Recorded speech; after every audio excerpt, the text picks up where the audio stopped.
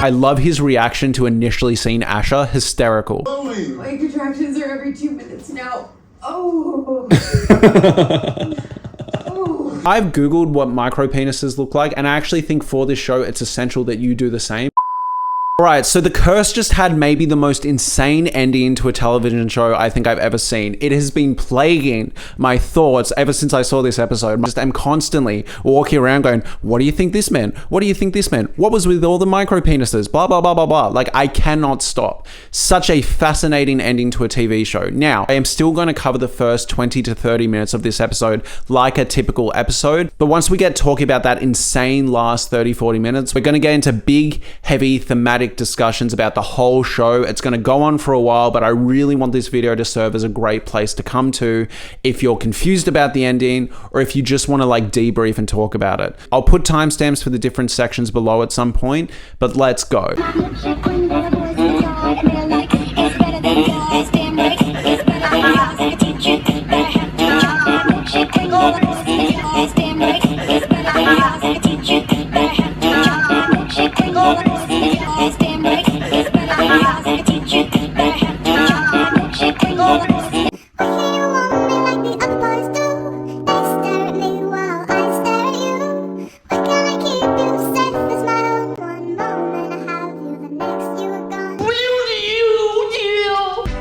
Something bad is about to happen to me. I don't know what I'm feeling coming. The episode opens up and straight from the jump, it's different. We don't get a previously on, which is important to note. It also starts with a section that is on the Rachel Ray show. To Whitney and Asher Siegel.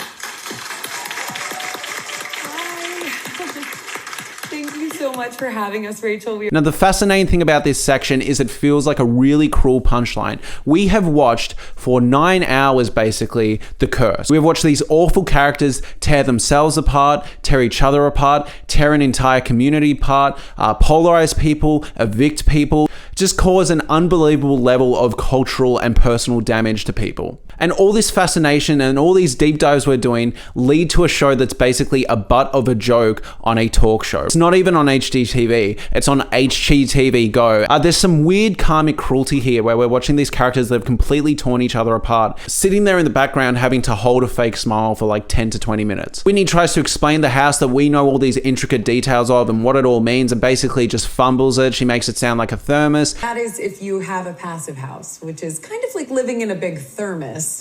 Really, it's I don't know that I could live in a thermos. The host highlights all these issues that any rational person would have realized, but Whitney's been so self-involved with her artistic pursuits that she never thought that, hey, maybe general audiences don't want to live in a thermos. And this is a great punchline later when we find out that she wants to add a bunch of things to the home that remove the passive certification that she used to villainize people for not wanting because she's concerned about the health and safety of her own baby. Amazing. And I think that's the thing with this episode. If you want a normal finale for The Curse, you got it in the first 20-30 minutes. It basically shows what came of the HGTV show they were working on, and it also shows a life that these two can sustain. One of quiet desperation, one where they're not really saying what they mean to each other. They're not really happy with each other, but neither of them are saying it. And that's what this first 20-30 minutes shows. Feels like a solid, normal conclusion for The Curse before we get into the more existential, heady last 30-40 minutes. This theory of mine is solidified in the following Shabbat scene. Again, Asher has his Jewish wife. He has what he wants. She's there for Shabbat. She's going along with it in her own Whitney way. She's still on her phone. She's still a bit disinterested. Man, no phones, no phones. Here, take some. You have to eat it. But it's a level of disdain and discomfort with each other that both of them can manage. They're both placating each other, but they're just happy enough to sort of scrape by. You can assume that's how the last 8 months have been ever since Whitney found out she was pregnant after Ash's psychotic breakdown. Another interesting moment is where we find out what happened to Kara. And Whitney basically chastises Kara, basically giving her shit for abandoning her artistic pursuits. Asher then becomes the progressive one out of the two and basically says, hey, Whitney, like, you actually need to be respectful to her suffering and her experience as a Native woman. This shows the disconnect between these two and why they're never going to work. Asher is never able to see that Whitney actually does not care about the people she says she wants to help. He can never realize that her persona for TV is fake and it drives her nuts. I think that is the concluding statement on this relationship. he is never able to realize that her performance is not who she is. That's why when she cruelly mocks him in the last episode and mocks him in that baby voice, he's just left perplexed. You're so sweet. Oh, wow. Nice to meet you. Who's this? Who's this? Put it, mister. There'll be consequences. Oh! It's not a surprise to any of us that Whitney has a nasty streak. It isn't a surprise to any of us that Whitney doesn't actually care about saving this community. But Asher genuinely believes her. And in fact, Asher feels like the only person that really believes she is an amazing beacon of light. I genuinely think he's being earnest in that earlier interview in the show where he says to the camera, oh, she's amazing. I wish I could be like her. I'm just happy to stand in her shadow. For Whitney, it's not enough because she does not respect Asher. So Asher constantly saying, your art's good, you're a good person, just does not work for her. She wants the world to think that, not this guy she has literally no respect for and just disdain for. This dynamic is further explored where Asher goes, hey, we're going to give Abshir the house. I know, baby, that you're a good person. Making other people happy is what makes you happiest. You know, he then says to her, like, we don't need money, we don't need anything, it's just you and I. And clearly that unsettles her.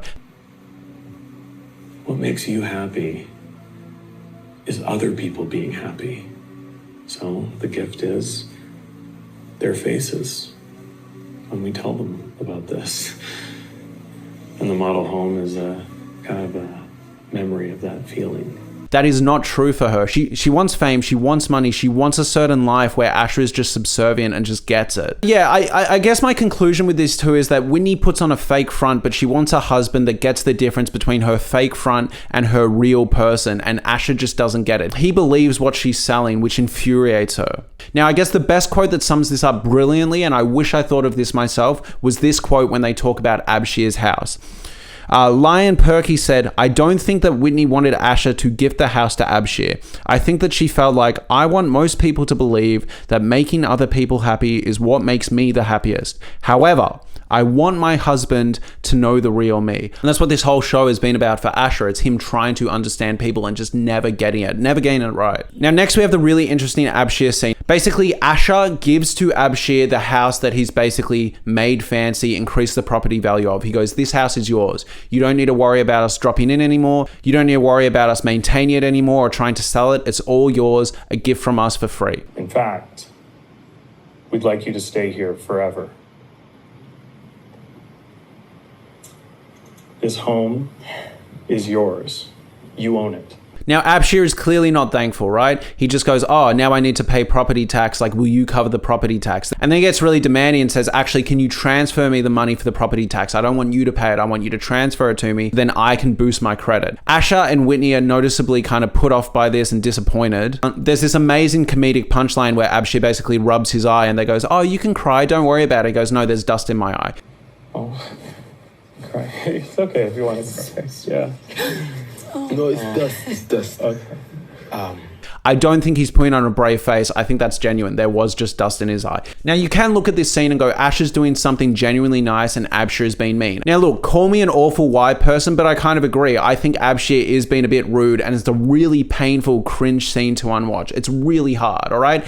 Asher is doing a kind thing that is, in theory, going to help Abshir out, at least on the surface. But however, the other reading here, and the more, I guess, progressive reading here, is Abshir already lived in this house, right? He already lived in this house. He didn't need to pay rent. No one was showing up. Then Asher buys it, shows up, gets police involved, then says, actually, you can stay here. But then when they do stay here, they're constantly disrupted by Asher. And then on top of that, Asher and Dougie both terrorize his daughter with this whole curse thing, which Abshir directly asked Asher not to bring up and not to remind them of. I can't keep doing this. I can't. Please, just say it. On top of that, he's filled up the house with a bunch of stuff that Abshir didn't want that has made the value skyrocket, which means Abshir now needs to pay this property tax, which he can't afford, which will result in him probably getting evicted or penalized. So while it does feel like Abshir is looking a gift horse in the mouth, I do sort of get the angle here of like, oh, well, I had this before, now I need to pay and I've had to deal with your shit. Abshir's a really interesting character because I think it's also meant to serve as a commentary on our own white guilt and our own perceptions of minorities. We assume that Whitney and Asher are taking advantage and harassing harassing this poor guy that has no clue what's going on. That idea sticks for a while. However, throughout the show, it's also hinted that he might just be really cunning and might just be trying to get a leg up. Abshir is shown as really smart and really capable and kind of spits in the face of how we initially view him as an audience. He's ready to have a lawyer involved and goes, yeah, I know you've been really nice, but like I was going to get a lawyer just in case you're going to kick me out. And on top of that, it directly infers that he is subletting illegally a house that he doesn't own to someone else to make a profit. My reading of that guy in the background that's walking around is we're meant to assume that Abshir is actually renting out this space to get his own money and not giving it to Asha. Who is that? Yo.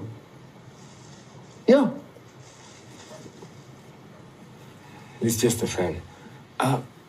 Can I have the money? But don't get it twisted, I don't think Abshir is dumb, and in fact he might actually be playing on Whitney and Ash's white guilt. Now the climate control scene, again, this is a great little punchline because basically throughout the show, Ash and Whitney have got really annoyed at people that are basically ruining the passive certification of these homes they've made for the environment. But then the moment they actually want to live in the home with a baby, they go, yep, okay, the whole house is going to be passive. We're going to need to set up a ventilation system and also an AC controlled room for our child because there's no way we're risking the health of our child. A great little comedic punchline, and again, so rewarding after everything we've watched the first 9 episodes. Again, yes, we're going to get into the really heady existential ending soon. We're almost there, but my favorite thing about this show has always been analyzing these crazy, weird, uncomfortable social interactions that they set up. And this show gives us one final great one. Basically, the setup here is that a builder that they're familiar with goes, oh, I got you a gift for the baby. He's going to love it. Ash and Whitney then go, oh, we didn't want people knowing the gender of the baby. Did we tell you that? And he goes, oh, I must have heard it in passing. Okay. So nice of you. I understand. I'll give it to you after he's born. Perfect. Okay. Wait, did we tell you it was a boy? I think so. I didn't say anything. Maybe I heard it in passing. And then they go, oh, can you not tell anyone the gender of the baby? We just don't want people knowing. The builder goes, oh yeah, of course, I'm not going to tell anyone. And then this random builder that they've never met that feels like he comes out of nowhere basically just goes, I'm going to tell everyone. Yeah, don't worry. I won't tell anyone. I'm telling everybody.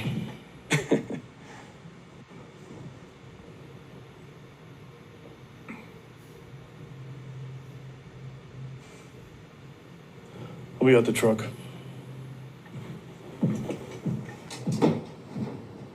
And it's said as like a threat, all right? This isn't said as like a weird punchline. Like he doesn't just go, oh, well, you better watch out with me because I really care. Like, no, it wasn't a joke. It feels like a really serious threat. Asha then walks off with Whitney after they're both clearly uncomfortable, bursts back into the room and goes, dude, what the fuck was that? We need to get rid of him. Fire him. Where the fuck you meet that guy? That was fucking insane. I just met him. I was giving him a Never again in this house. He's not. Never again. He's fired. Okay. I'm firing him today. Now, I've seen a few whispers online that this is another example of Asher being out of pocket, another one of his tantrums, another example of one of his anger outbursts. But I have to put my foot down here. Absolutely not. It's weird, it's uncomfortable, and it felt really threatening. It was said in such a threatening, deadpan way. I don't think Asher is being out of pocket here at all. But the interesting thing here is if this builder was actually trying to get a laugh, make a joke, and connect with these people and just completely bombed and is now getting fired, that is something that usually happens to Asher. We have seen Asher throughout this show make jokes that make people uncomfortable, and he is constantly exiled for it. And here, the guy is actually trying to be intimidating and threatening, or he was trying to make a joke and basically just witnessed what Asher normally has to deal with, which is making a joke and bombing and being completely exiled for it. Again, the sort of jester and queen thing that this show has explored before. But look, regardless of that little read I gave, it felt uncomfortable, it felt icky, it felt weird. I do not think Asher was out of pocket. In fact, I think this is one of the few moments throughout the season where Asher was actually spot on. Maybe I wouldn't have been as aggressive with it, but I definitely would have been uncomfortable, and I definitely would have said something if I was in his position. It was weird. It seems that people online don't agree with me and thought Asher was way too harsh. I read a comment that said, I think the point of Asher having the guy fired is to remind us that no matter how kind and sweet Asher seems in the final episode, he is still an unreasonable and easily angered person who lashes out, especially in misguided efforts to protect Whitney. I want to agree, like I'd love to hear people's thoughts, but I don't think he was that out of pocket. I thought it was weird, and if it happened in front of my wife, I would be similarly uncomfortable. Also, quick side note, I did actually watch the scene, and Asher actually does let the gender of the baby slip. He says something along the lines of, oh, he'll suffocate in there if we don't add the pressure relief or whatever. I did find the scene really eerie overall, and I was like, is this going in a Rosemary's Baby direction? But no, Asher did actually let it slip. Now, it is interesting that it seems like it's knowledge this guy's had for a long time, but Asher did let it slip. Now, we basically get one final scene before the show just jumps into absolutely insane existential theory territory. And basically, this last scene is Asher is on the bed, and you basically just see that Whit has given up on him. That is my interpretation of it, given where the episode goes after. He basically says, look, there's a little me inside you, in reference to the baby she's having, and there's just this eerie, sinister feeling where she just gives him this look where you can see it's just, she's done. There's a little me inside you.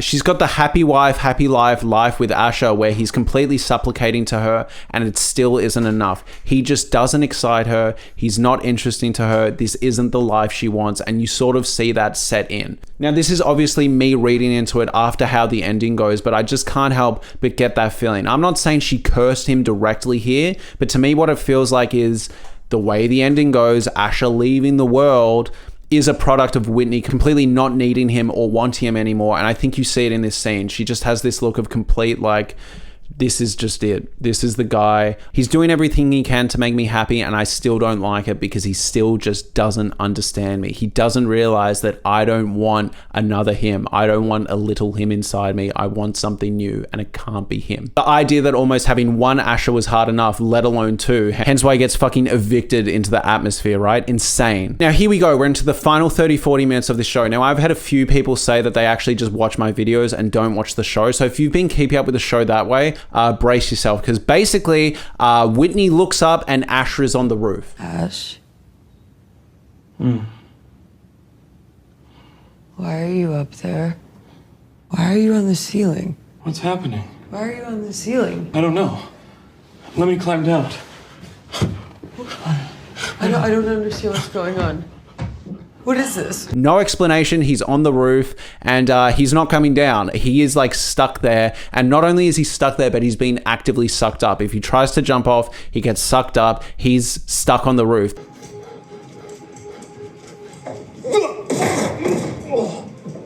This show that has only had very, very subtle minor hints of anything supernatural. And again, it used to give you the out of, oh, that can probably be explained. Oh, we're just looking for meaning. Oh, we're just driving ourselves crazy to justify our own existence, is now in supernatural territory. He's stuck on the roof. Now, for a while, they start rationalizing it. They start saying, oh, let the pressure out. I'm stuck in an air pocket. It must be something to do with the passive home and the air pressure. Let the air pressure out. Open all the windows, open all the doors. But after a while, you start realizing that is not the case. It is Asher. Asher is cursed, or it is the curse, but he's getting sucked away. He's actively getting sucked up. Now, the interesting thing here is it's one final moment where it does feel like for a while, Whitney and Asher are working as a team. We barely ever see this, but it feels like she's just witnessing something so existential that, like, yeah, she has to help. Right, under your shoulders. Okay, give me your leg. Give me your leg up. Yeah. Okay, give me all your weight. Lift them up. Lift them both up. Okay. Okay. Is it working? The way this goes is unsettling. Like, it's actually horrific. There is a moment of panic that Asher has later that we'll get to that is just insane. Ducky! You have to tell them to stop! Ducky, please! But I just want to briefly cover on the idea that this is a Kafka-esque ending. I watched the same YouTube video that you've all probably watched on Kafka to understand this, but basically there was this guy that basically explored this idea of just like complete horror of confusion. He is known for his uniquely dark, disorienting, and surreal writing style, a style and quality so particular to him that anything that resembles it has come to be known and referred to as Kafka-esque. The term Kafka-esque tends to refer to the bureaucratic nature of capitalistic, judiciary, and government systems, the sort of complex, unclear processes in which no one individual ever really has a comprehensive grasp on what is going on, and the system doesn't really care. The biggest example people know of Kafka's writing is this story where this husband basically has this whole family that he has to take care of, this family that really relies on him to a weird degree, and one day he wakes up as a bug with no explanation, and he's just having all this anxiety about how he's going to provide for his family, how he's going to get it to work, how he's going to keep his life moving now that he's stuck in the body of a bug. In another one of his more popular stories, Metamorphosis, the protagonist Gregor Samsa awakes into having suddenly been turned into an insect with no clear explanation. The first and recurring issues Gregor faces throughout the novel are the problems of getting to work, dealing with his boss, and providing financially for his inconsiderately needy family. Gregor, of course, cannot do this. He is a bug, and so he experiences increased dread trying to deal with his situation while becoming a useless nuisance to his family. The protagonists are faced with sudden, absurd circumstances. There are no explanations, and in the end, there is no real chance of overcoming them. They are outmatched by the arbitrary, senseless obstacles they face, in part because they can't understand or control any of what is happening. But I think the beauty of this final episode is you've got such an in-depth look at how these characters work, how they think, their idiosyncrasies, how they view the world, how they view minorities, how they view their place in it, and now you're watching them handle something that the show has not prepared them or you for pretty much for the entire show. It's such an amazing sequence because it's all these aspects of the curse working together still. You know, you're watching something that is science fiction based or supernatural based, and the focus should just be on, oh my God, he's on the roof, how does he get down? But instead your focus is, oh, does Whitney mean that she actually cares about him, or is she lying again just to placate him? You're not getting rid of me that easy. I don't want to get rid of you. I know, I was joking. Or, oh my God, Ash is stuck in a tree and he made another baby joke that completely bombed. You just focus on yourself. Okay. And the baby. Okay. The baby in your belly, okay? Not this baby in the tree. Okay. Where? It's hilarious and horrifying and confusing, but it's really interesting because it somehow doesn't lose you. You're still sitting there going, oh, does he mean what he's saying? Does she mean what she's saying? Amazing. We're going to get into theories now. So basically, long story short, Asher does not come down from the roof, right? You slowly realize as he kind of crawls along the roof that he's getting actively sucked up, like vacuumed up, right? And they even have a section where he gets a vacuum and tries to get a phone up, and it's not nearly as powerful as the vacuum he's involved in, right? He then kind of walks outside of the house and he's still not coming down. So it's got nothing to do with the house, which we knew. I think the great thing about this sequence is you kind of figured out pretty early on that it's got nothing to do with the house. This is the titular curse or something supernatural, but watching these characters slowly come to that conclusion that you've already made is daunting and horrifying and just feels like you're watching two characters in complete denial. Must be some sort of weather thing. Why am I not up there then? Similarly to how they've been in complete denial of their impact on the local community. Basically from there, they called the doula who's meant to help with the birth. He tries to pull Asher down. I love his reaction to initially seeing Asher. Hysterical. My contractions are every 2 minutes now. Oh. But he tries to pull Asher down, and Asher literally like flies up into the sky and whacks onto a tree and has to hold onto the tree because as he describes it, he's falling upwards. I'll drive you. I'm gonna drive you. I just need to... Oh, it feels like I'm falling up. What the fuck? He's getting actively pulled up like reverse gravity into the atmosphere. So he is like clinging onto this tree for dear life. I'm okay. Dougie then gets called and shows up. He has a really interesting section where he thinks that what's going on is Ash is just being scared of her father and is running away. Dougie goes on to tell a story about his own father who abandoned them and thinks that's what's going on, but Asher is like screaming and pleading, saying that's not what's going on. I'm really excited to be a father. About your fear about becoming a dad? Tell me about it. I'm not afraid. I've never been more excited about anything in my life. Oh, quick mention. Absolutely haunting knowing where the episode goes, but there is that amazing shot in the roof section where Asher is upside down, turns to Whitney and goes, Whit, we're having a baby. Whit, we're having a baby.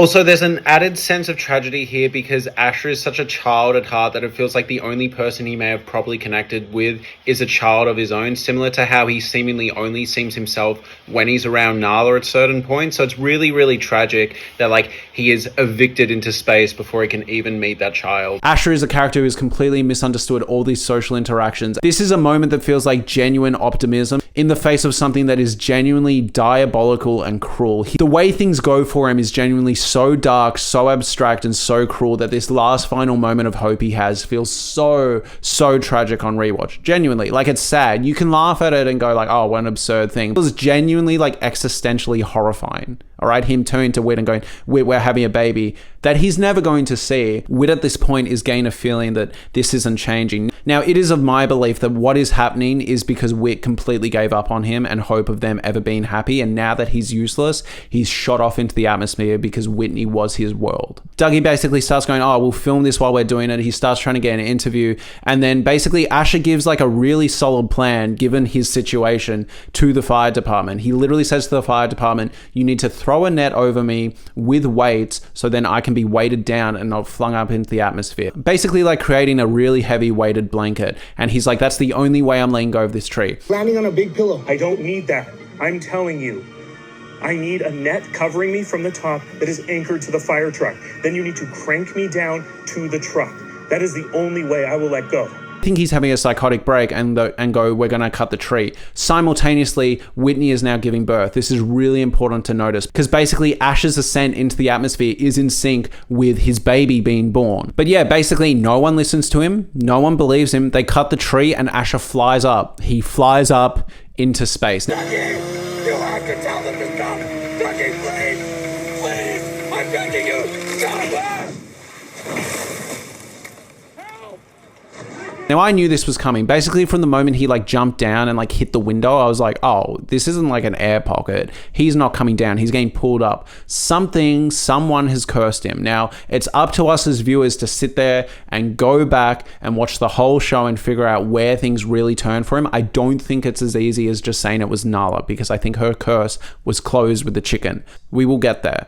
But I do think something has cursed him or he's done something wrong or maybe he's even cursed himself, but regardless, he's flown up into space. And then this amazing haunting section plays where they play that Alice Coltrane song that they've played 2 other times. The end of the first episode and then the section where Nala witnesses someone smacking into a wall. This third section closes out the entire show. Ash is sucked up into space. Now, while he's flying up, yes, it's an absurd visual, but it's really haunting what he's saying. Now, I actually turned on the subtitles and you see that he starts saying, if I come down, if I get down, basically saying like, I'll change. Like, if you let me back down, God, or whoever's cursed me, like, I'll change, I'll be better, like, please. He's basically pleading at this point for his situation to change. It's genuinely horrifying. Like, it's actually deeply disturbing. It's also interesting because simultaneously Dougie is in tears and crying and basically saying, all I ever thought about was me. I've been selfish.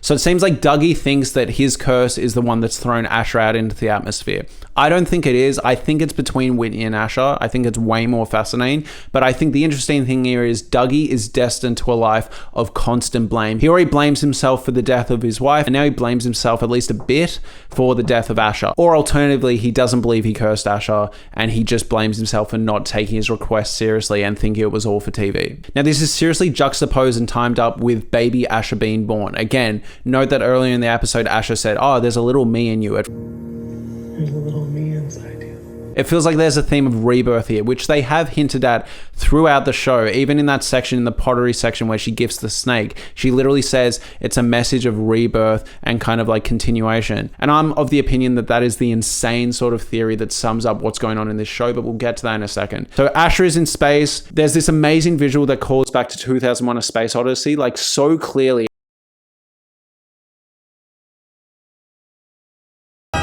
And that movie's ending was all about rebirth and almost like giving birth to yourself, right? Like the ending of 2001: A Space Odyssey is a guy witnessing his whole life and then being born this existential star child and watching over the earth. To me, it feels like Asher's almost in this weird baby Asher loop. Again, there's so much to pull from here and we will get there, like I promise. Then you get this really haunting shot where basically Whitney looks at the baby with a look of disdain and then looks directly down the barrel of the camera at us and like does this really eerie smile.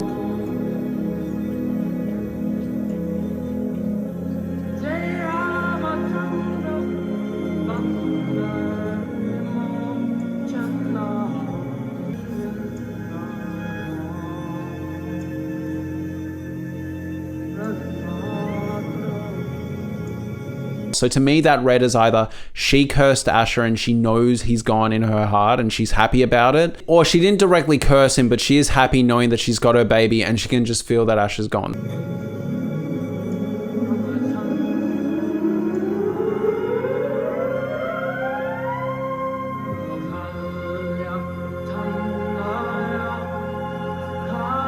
That's what it felt like to me. She's not showing a bunch of concern. I found this really profound version of what I'm talking about here. I'll just read it out. After Whitney has seen herself through a frightening emergency C-section and the doctor asks her if she'd like to see her husband, the muted surprise in her answer of sure portrays that she'd forgotten he even exists in that moment. In the most honest and intimate dynamic one human can have with another.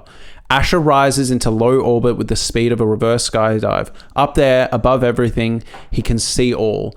He is frozen solid and utterly alone. It shows Whitney is in a state of acceptance. It seems like she almost existentially knows that Asher is gone now that the baby's here. She looks down the camera and smiles. It feels like she either initiated this weird self-fulfilling rebirth curse, or she knows in her heart that Asher is gone and has flown up into the sky somehow. It's really, really fascinating. The show basically ends there, and then hard cuts to Asher frozen in space, like he's frozen to death. Really haunting. That shows a montage of the town.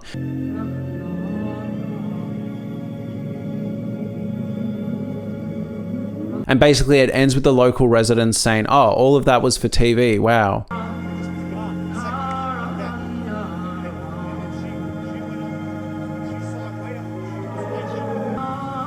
What movie are they filming? How do they do that? That's the guy from HGTV. Huh. So it's for TV? I think so. Huh.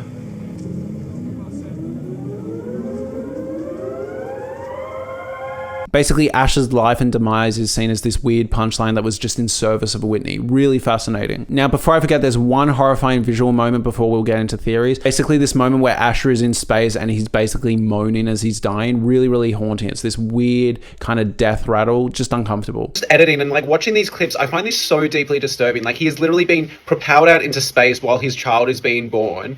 And he's just having these death rattles or these moments of acceptance, just going, wow, it is so existential. Like what would you even be thinking at that point?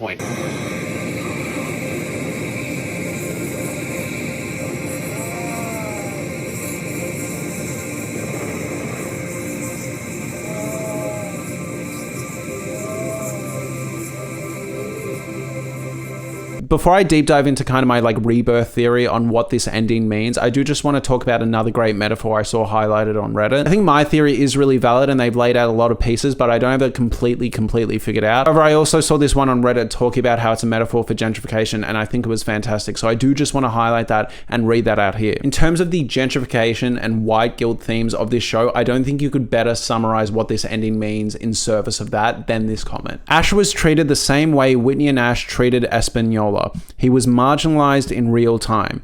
His situation that he was floating upwards was misunderstood. Just as Whitney and Asher thought they were helping the neighborhood, so did the firefighters. They assumed, falsely, Asher's situation. They helped another person's situation with their nuanced background and assumed they could just apply what worked for their own to another's culture.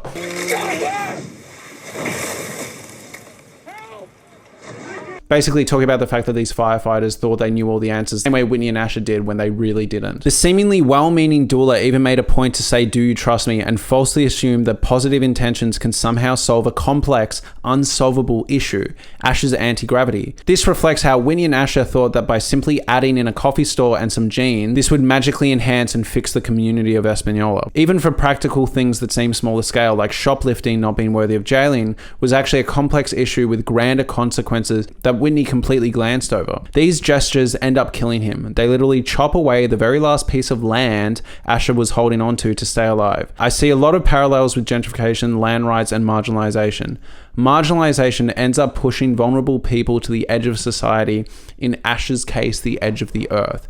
This is an amazing interpretation, like genuinely an amazing interpretation. Like it's fantastic. I can't really argue with it. I think that's all there. I think that's all valid. However, in saying that, I think there's also a really compelling story in Rebirth, in Curses, in the idea that maybe Asher has been cursed this whole time without knowing it. I think there genuinely is a story about something going wrong at some point in Asher and Whitney's life. So basically from here, I'm going to go through comments that highlight this theory. I'm also going to add my own thoughts and theories into this mix that substantiate and explore this idea that it's all about rebirth and reincarnation, and Asher is on this weird continuous loop. And basically I just want this section to serve as an exploration of this idea, and I'm wondering if over time Curse fans will like figure it out and flesh this idea out more and more and more. I interpreted the finale episode as Asher being cursed to be reincarnated as Whitney's child in some ultimate form of a bizarre fetishism. Now I completely agree. Like I couldn't say this better myself. It's either a form of bizarre fetishism or it's just this existential cruel curse that him and Whitney are always tied together in a really fucked up way. There are heaps of foreshadowing throughout most of the series of Asher being portrayed as a baby. In many scenes, Whitney and Asher's relationship is more of a mother and a toddler than it is of a husband and wife. Yes, don't be nervous. Take off your sunglasses. Look at me. Eyes. I'm not now. You don't want to come in there with me? No, I don't. This is found in everything from the noise Asher makes in the class, Asher specifically saying, wah, wah, I'm just a little baby, Baby cry, nappy time. to Asher putting the phone on mute while jumping around wearing a cowboy hat with his excitement. I'm sorry, you should see Asher right now. He is literally pretending to play guitar. Asher sits in the beanbag chair all slumped over like a toddler would sit in timeout. Tiny penis. His temper tantrums, him singing row, row, row your boat to Whitney. There's a whole shitload of parallels to draw between how Asher acts throughout the series, either verbally or non-verbally as a child. I actually think there's this weird angle, this idea that Asher has been in a weird adult child state and he is going to re-enter the world as like his own baby in that state again. I think he's cursed in that way. I can't figure out the full theory here, but it almost feels like he's constantly torn in between these two states as an adult, and he'll be constantly torn between these two states as a child. I'm almost wondering if it's this weird, haunting, cyclical loop. After I saw the insane ending and this insane rebirth sequence that they showed, I can't help but think to the cringiest scene of 2023 where he does that wee-wee-doo-wee-doo thing, right? Now, instead of that looking just like a weird moment of trying to be funny, it almost feels like this weird inner child that's trapped inside him trying to burst out. Now, yes, maybe this is a reach, but they chose to end the episode there in this really haunting fashion, and it seems like he's almost confused, and it was something that just like came out of him. As well as his anger tantrums, it feels like he oscillates between two different people. I'm wondering if it's this weird curse that kind of like denies the laws of physics and can like move before and after. Like, it's just insane for me to think about. Comment then goes on to say, we also have foreshadowing in the series about the snake bracelet symbolizing rebirth and the undertones of rebirth reincarnation in both some native and Judaism cultures. During episode 10, there's a little me inside you while shining a flashlight with a filter that looks a lot like Earth's stratosphere onto the fetus. Then they highlight, as Whitney has a contraction, Asher simultaneously smashes into a skylight window as if he is the one causing contractions. Whitney tries to get Asher down and out with a towel that could represent an umbilical cord connecting mum and baby. By the way, love this shot. Absolutely insane shot. One of my favorite shots of the year. Okay. Is it working? Genuinely like haunting, insane, eerie. I loved it. On the tree, Asher then says, not this baby in the tree, the baby in your belly. Wah, wah. You're still coming, right? I swear to God, I'll be there. You're coming. Okay. You're not getting rid of me that easy. I don't want to get rid of you. I know, I was joking.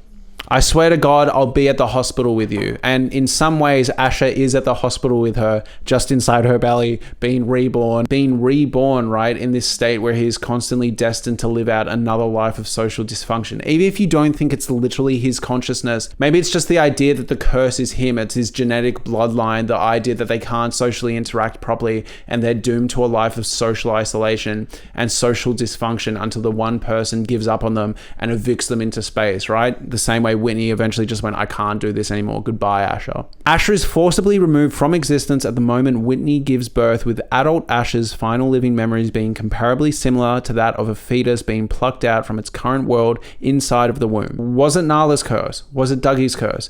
I have no idea, but one scene that I don't see talked about on here a lot is when Nala is on the playground and the one girl gets paranormally chucked into a wall in episode 7. I actually mentioned this in an earlier video. I said that, hey, while that can be explained as tripping, if you look really closely, it does feel like she's been supernaturally flung into the wall. But for the most part, the way it's framed and staged, it genuinely looks like out of nowhere she's just been flung into a wall. Yes, it's out of frame just enough that we can explain it either way, which is obviously the tension that this show has played with a lot. The chicken curse is enough that it has an easy explanation, but it's still eerie. And the fact that the chicken shows up later with no explanation is uncomfortable. Similarly, yes, maybe you can just say that girl tripped, but it really is framed like she got flung into that wall. I was really excited when I saw this mention because I felt like I was the only person that talked about it. The next one I found sums it up in a really haunting and fascinating way. It doesn't cover every single beat, but I love how this is worded. Whitney gives birth to a child and finally finds a deep existential meaning to her life by becoming a mother. She can stop seeking justification for her existence through desperate moral posing and compensation. The birth of a baby allows Whitney to grow beyond her narcissistic tendencies because now the child's well-being transcends everything that she previously considered important. Asher, who has no personality of his own and who has never known how to live, finally frees himself from the unbearable burden of being human by rapturing into space. He is given a new new chance by being born Whitney's son. The child is born at the same moment as the space Asher dies. The theme of reincarnation is hinted throughout the series through the Hindu music of Alice Coltrane. Again, that haunting song that plays throughout this sequence and in earlier sequences in the show. With Asher's reincarnation, the sick dynamics of his and Whitney's relationship, based on the self-centered neuroses of both, are transformed into a healthy relationship. Whitney finds her deeper purpose in motherhood, and the baby Asher finally receives the unsolicited love he has always longed for from Whitney, his mother in this version of life. This is so fucking cool. I love this. I think this sums it up really well. I think it's haunting. I think it's eerie. I love that the idea for Asher being reborn as Whitney's child is like a sense of relief and fulfillment. But for Whitney, it could go either way. Either she's really happy with the control she now has over someone that reminds her of Asher, or it's this haunting reminder of this guy she could not stand and literally want evicted into space. It's so fucking cool. The author of That Attic Dog actually then follows this up and says, I think there can be hope and beauty in this, but the reincarnation could absolutely also be seen as the horror cliffhanger.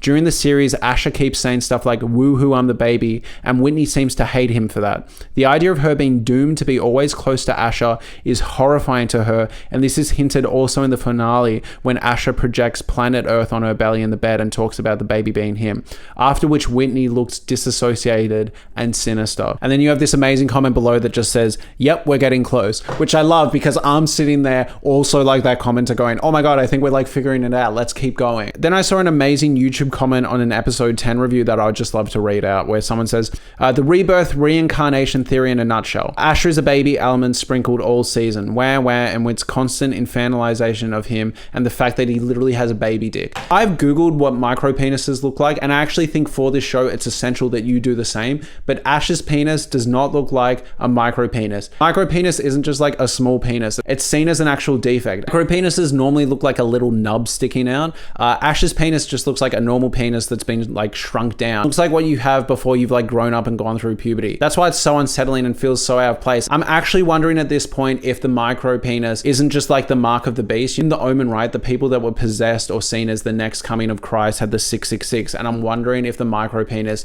is the mark of people that have this curse, right? Like that's my theory. Call me crazy, but like Benny Safdie in an interview said there's importance. He said it isn't just a punchline, and I actually think that might be it. Genuinely, call me a nutcase, but I think that's it. Now you're probably thinking, Marshall, Whitney's dad also had a similar looking penis and talked to Asher about this struggle, and I agree, there is chance that Whitney's dad also has this curse, but the difference is he followed the rules, which he outlined to Asher. He said, you always need to be the joke, you always need to be subservient. Asher could never successfully be the joke, he could never be the jester, which characters throughout the show were telling him, and as a result, once Whitney didn't need him anymore and lost interest in him, he was thrown out into the atmosphere. Maybe the difference between Asher and the dad is the dad figured out that balance right, and as a result, the wife never evicted him into space. Call me crazy, but I actually think it might be the equivalent of 666 on the back of the head, right? Like the mark of the devil. But in this case, it's a small penis and it marks this weird curse that these people have in this universe. If you don't want me, I'll disappear. And the moment she has her show and then her baby, he disappears, right? Like that's what happens. He says that and then he gets evicted into space. And if you didn't want to be with me, and I actually truly felt that, I'd be gone. You wouldn't have to say it. I would feel it, and I would disappear. Bad is about to happen to me. The way they showed the C-section slice happening simultaneously with the branch being sliced was too elaborate. The foreshadowing of the last thing Asher seen being Earth from space, the last thing the baby sees before everything goes upside down, is the same image flashed onto Whitney's belly by Asher with the Earth-shaped light thing. Then my favorite part of this comment, again, this cruel, sinister ending. The perfect irony in Whitney thinking she got what she wanted, which was to get rid of needy Asher, but now she actually has a more needy version of Asher that's a literal baby. And then they highlight the fact that when Asher is in space, he looks like a genuine like fetus. So moving on from my insane rebirth theory, Asher is like cursed in this rebirth cycle and it's linked to whoever he dates, but maybe that's an absolutely insane theory. Like, I don't know. Let me know in the comments. Also, am I the only one that got major Beau is Afraid vibes from this like final episode? The idea that like having sex or like giving birth will like existentially curse you. In Beau is Afraid, he was told by his mother that if he ever like finished, that he would die. I just can't help but feel like Beau is Afraid and The Curse are both exploring these themes of like sex linked to paranoia, this like existential emasculation. Really, really fascinating. If you like The Curse, do check out Beau is Afraid. Also in Beau is Afraid, he had massive balls, so there was also like a genetic genital defect as well. I also love this other summary of the ending where someone says, Whitney, although not yet aware of her husband's horrific death, holds her baby in peace, no longer in need of Asher's unconditional love to feel a sense of meaning. And Asher, pummeling into outer space, is no longer suffocated by his own anxieties.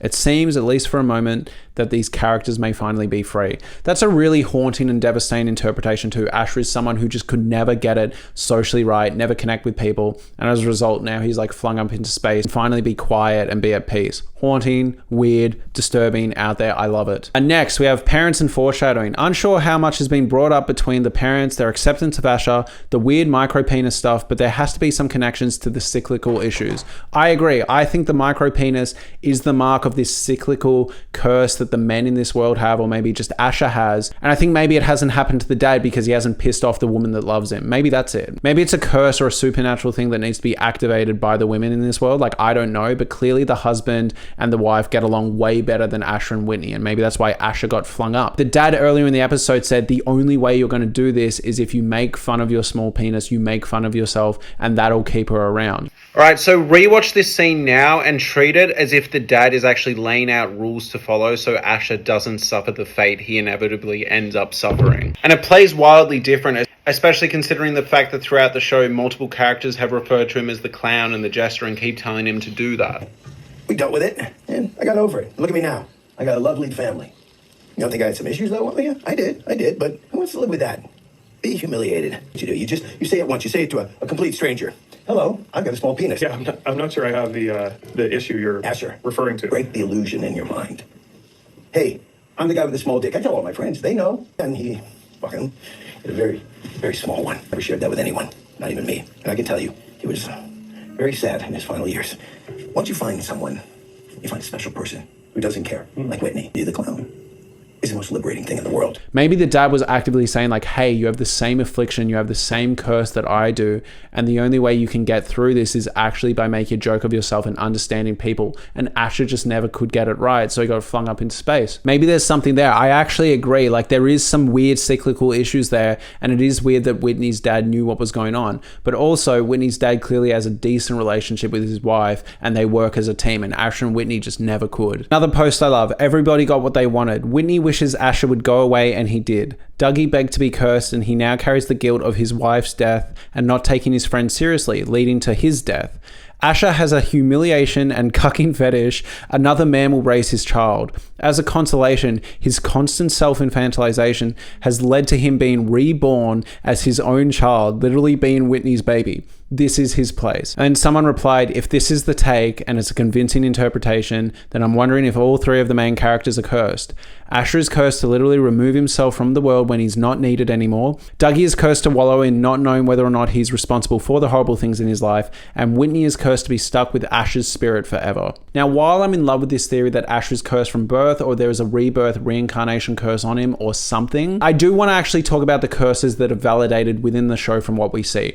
Now, this show's fascinating because it does a massive misdirect, all right? So the show as a whole, it's called The Curse. In the first episode, Nathan fucks over Nala by not giving her the money, and she says, I curse you. Here. Give it back to her. It's okay. You can't do that or I'll curse you. Yo, what?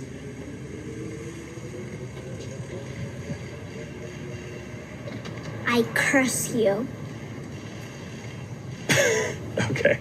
He is then told by Whitney, you need to make this right to stop the curse. He then lies and says he gave her the money when he actually never could find her and didn't give her the money. Then basically throughout the show, a bunch of weird stuff happens that can and can't be explained. They then reconnect with Nala where Whitney goes, hey, how did you curse my husband? She goes, I took the chicken out of his pasta. His ears prick up because in the first episode when he went to have his pasta, it was missing chicken. This is uncomfortable and eerie, but it's also not impossible. It's such a minor curse that shouldn't be taken seriously, but to be honest, I get why he does. It is really eerie, and they did not have chicken in that pasta. Very uncomfortable. Now, there are 3 more pivotal scenes for this curse. Asher then goes to a fire station, and for no good reason at all, there's a bunch of loose chicken left on the sink. Probably the amount that would have been in his penne pasta. It's appeared, just not in the right place. Then, Asher then plays a game with Nala where he gets her to guess the nails, and she gets it right every single time.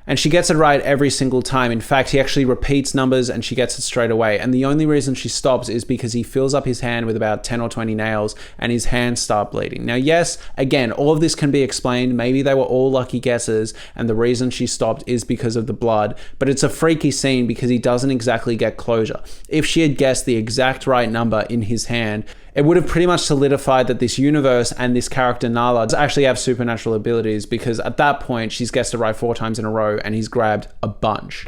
Also, this show has a few moments where it feels like the forces at play actually get in the way of the characters prematurely discovering the curse. For example, the interference in Whitney's pregnancy, both caused by her and by nature. On top of that, when Asher is reviewing the CCTV footage, the only reason he stops is because the power suspiciously cuts out. And then in this scene with the nails, the only reason that stops is because his hand starts bleeding. It's just interesting, the idea that if the baby went through earlier, or if the nails weren't interrupted, or if the footage wasn't interrupted, they might have figured out this curse a bit earlier. Again, a really eerie and uncomfortable scene. At this point, to me, it felt like it was hinting there was something supernatural, but not enough that it couldn't be disproven. But then basically at the start of the episode, without saying I curse you, Nala basically wishes that her bully falls. Keep pulling, use your legs. Pull it. Pull. Keep stepping. But then at the end of the episode, the bully smacks into a wall while this haunting song that plays in the rebirth section at the end of the finale plays. Again, really eerie. Now, the way it's shot, it doesn't show how she falls. Maybe someone pushed her, but it genuinely looks like if you look at it closely, she is supernaturally flung. Then you watch the Benny Safdie interview where he basically says the core of the show is if you were cursed and you couldn't close it, you would then attribute every single bad thing that happens to your life to that curse. You'd never know. And we're looking at characters basically who are self-destructing, self-sabotaging, and the cause of their own problems. I had been an admirer of Nathan, for his show Nathan For You. Nathan For You, there we go. Brilliant. I met with him just myself, and it was just like, I had a good time. And as we were talking about his first time in LA, he said, I went to go buy a cell phone because I had a Canadian phone, and on my way to the store, somebody said, hey, can you spare some change? And he's like, I'm sorry, I don't have anything. And they looked at him and said, I curse you. And he was just like, that's strange. And he went on his way to the cell phone store, and it bothered him. There was something about being cursed that was really just not nice. Yeah. And so, and he decided to go to an ATM, take out some money, and then he went back to the place where the person was, gave them the money, and asked, is the curse lifted? And they said yes, with a smile on their face. And I immediately said, well, what if they weren't there? Then what? Your whole life is over because now you've got this curse and there's nothing you can do about it, right? Anything that happens to you can be attributed to that thing. That moment. And so that was the kernel of it. And the thing I love about this show is they basically lure you in with the premise of a curse. They give you a curse in episode 1 and then basically tease you and make fun of you for believing in curses the same way the characters do to each other. In the finale, they go, actually, there is something supernatural. These curses do exist. Have fun figuring it out. It's horrific. It's insane. I absolutely love the ending, and the fact that Asher gets sucked up into space makes me look back on those curses and goes, no, those were all valid and they all did actually happen and they weren't coincident. I just want to highlight this final post I saw that was explaining the camera work being the kind of curse or this supernatural entity that's watching it and ensuring that it plays out how it's meant to, because I found it utterly fascinating. And it is interesting that Whitney starts acknowledging the camera towards the end the way other characters have. I read here that Benny had told a panel who were asking about the invasive and off-seeming omniscient camera shots. The window shot from inside Grandma's bedroom being one that caused us to question the nature of that camera. To my recollection, Benny said that each camera eye has unique relevance to the story, and to talk more about it would be spoiler territory. I kept that in mind throughout watching after I heard that, and I have to say keeping it in mind paid off hugely for me, because in the delivery room as the camera was resting on Whit's face, I knew exactly what was about to happen. She finally breaks the fourth wall and looks directly into that camera with a wistful smile, and the camera departs. That's it. The omniscient camera is there for Whitney, for a reason. I won't pretend to know. She knew about this camera throughout the show and was terrified. This goes a long way to explain her off-kilter and almost offensive passivity, disguised as positivity and being so tenaciously a good person. Whatever the curse is, she knows it's there and fears it could fall on her if she's not careful. And we also see that she's no longer acting that way on Rachel Ray's show. She's no longer terrified. This could explain a lot about her and Ash's relationship. Nobody outside it can understand it. I love this idea that the camera is almost representative of this curse, of this entity basically ensuring that this cycle happens the way it's meant to happen, keeping an eye on everyone and deciding who it's going to happen to.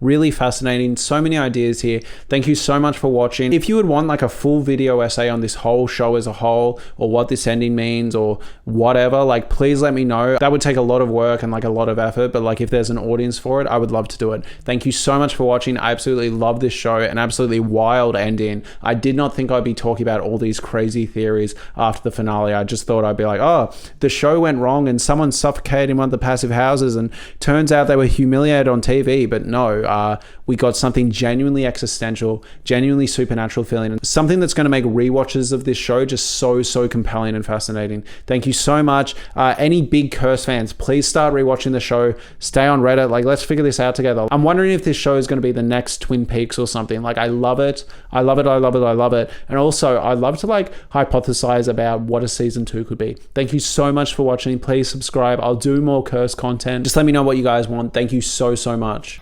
Hey guys, it's me again. Thank you so much for watching. I genuinely mean it. I cannot thank all the people that commented on my latest community post enough. It genuinely made my day knowing that there was even 1 or 2 people waiting for my video on this episode to come out. So please, I do genuinely mean it. In the comments below or on community posts, let me know what you'd like me to talk about next and I'll do my best to get to it. Thank you so much for watching. I've absolutely adored this show and adored talking about it. Thank you.